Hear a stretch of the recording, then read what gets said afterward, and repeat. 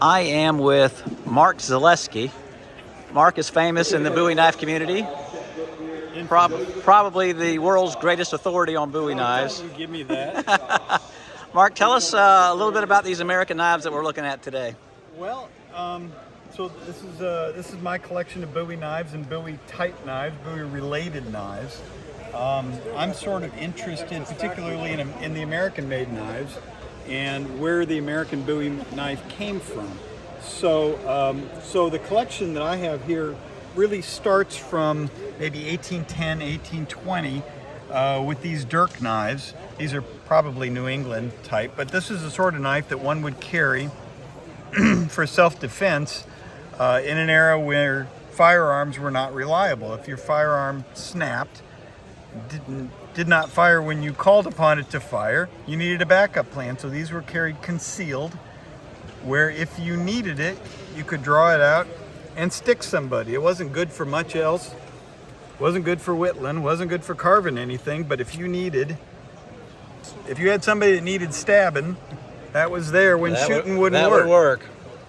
So the dirks came first, and dirks were considered sort of kind of dastardly weapons because they were carried concealed typically. We have some fancy ones that may have been worn prominently, but on a civilian basis, we're not talking about naval dirks, but on a civilian basis, these were carried as backup weapons, and they were not regarded as a gentlemanly weapon.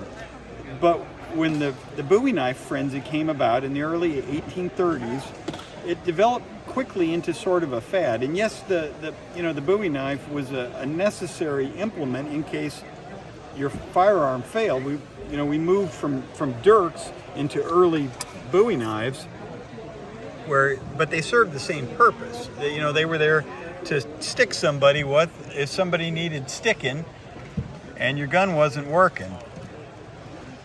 But very quickly we had these knives that were elegantly mounted in silver, finely made, and instead of carrying them concealed, people carried them openly. And so you would have these things that were elegantly made with fine materials, and they were expensive, but the ornamentation is such that you'd want to wear it. You'd be proud of it. It was a symbol of status. It was a sort of a gentlemanly accessory that you would wear to display, and it carried the message that, I'm a man of means, and it carried the message, don't mess with me because I've got this right handy. And that's why we have these pretty knives in the early era. So these here, these are some knives of the 1820s. This is 1830s, 30s south, moved out east. So we see a transition of knives out to maybe Cincinnati, and we see them in New York, we see them in Philadelphia.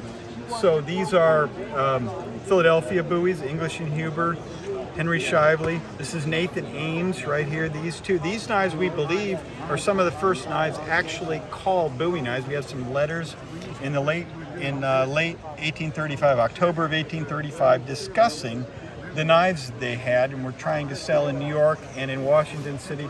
And these are the first Ames Bowie knives.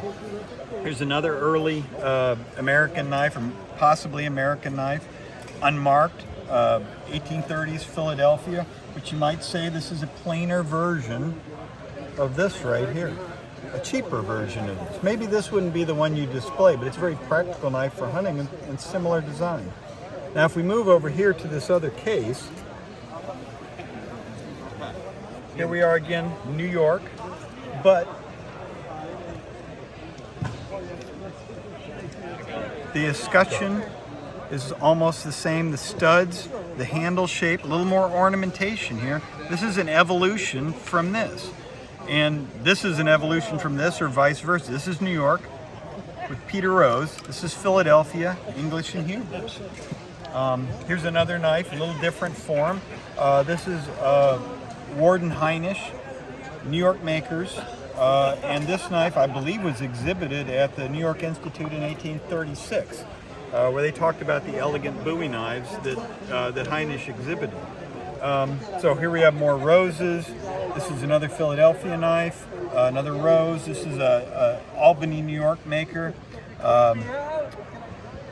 but you see the similar styles, the styles evolving quickly. All these knives are I think this one's a little later, but these are all pretty early American knives. And you know, it didn't take long before the English came along and took the American design, and we'll go back again here, and copied it and sent it back to us.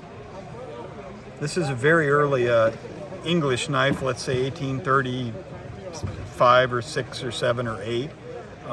And quickly the English found ways to manufacture a little faster and a little cheaper, and they just absolutely overwhelmed the American makers with quantity and producing high quality knives that anybody could buy.